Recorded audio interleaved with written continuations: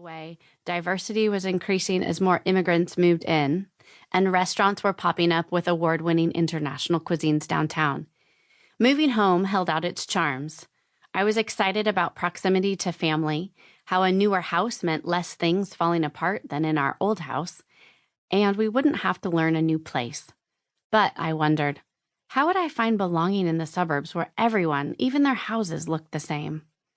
I craved sustainability, depth, meaning, nuance, the things you find in a city, I reasoned, or at least in the type of rural life championed by Wendell Berry. How did this move fit? How could I fit? Underneath this superiority was a deep fear that I couldn't cut it. I wasn't pretty enough or successful enough. Could I find belonging in the suburbs, or would I be a misfit? I'm comforted by the biblical precedent of God's people laughing at his plans, backing into corners, and running off in the opposite direction.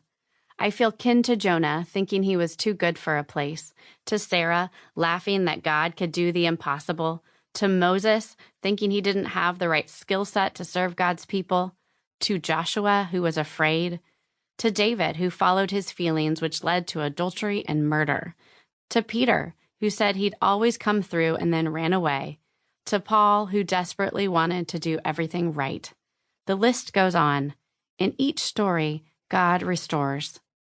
So I took a deep breath, said goodbye, and closed the door to our life in Salt Lake City. This was it. We were moving to the suburbs. The geography of nowhere. I realized as the moving truck pulled away from our Salt Lake City home, I couldn't use my place to make me feel special and unique. I'd turned my nose up at the suburbs, thinking they were only superficial and image-obsessed, and their residents were unconcerned with real problems. But I knew there was more, and I knew I was called to love not only individual people, but also my place. Moving home to the suburbs, I longed to discern how to faithfully live in the land of too much.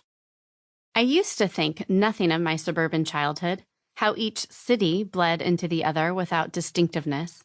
I enjoyed the chain stores and was used to driving everywhere. Only when I grew older and moved away did I see how each place formed my loves. Each place fashions what we value. Places form our loves. Are the suburbs really the geography of nowhere that Harold Kunstler calls them? Could a land of commuters, tract homes, strip malls, and ease actually malform our souls? And if we're Christians, how might we live a full Christian life in the suburbs? Do we even notice how the suburbs shape our souls? Should we feel guilty for our privilege, or should we just move? More than 50% of Americans live in suburbs, and many of them desire to live a Christian life. Yet, often the suburbs are ignored. Your place doesn't matter. We're all going to heaven anyway. Denigrated and demeaned. You're selfish if you live in a suburb. You only care about your own safety and advancement. Or seen as a cop-out to a faithful Christian life. If you really loved God, you'd move to Africa or work in an impoverished area. From books to Hollywood jokes, the suburbs aren't supposed to be good for our souls.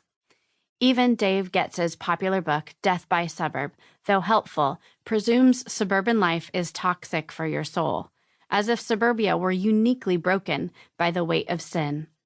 The suburbs, like any place, exhibit both the goodness of God's creative acts in desiring to foster community, beauty, rest, hospitality, family, and sin in focusing on image, materialism, and individualism to the exclusion of others. We cannot be quick to dismiss the suburbs out of hand. Stories of the suburb.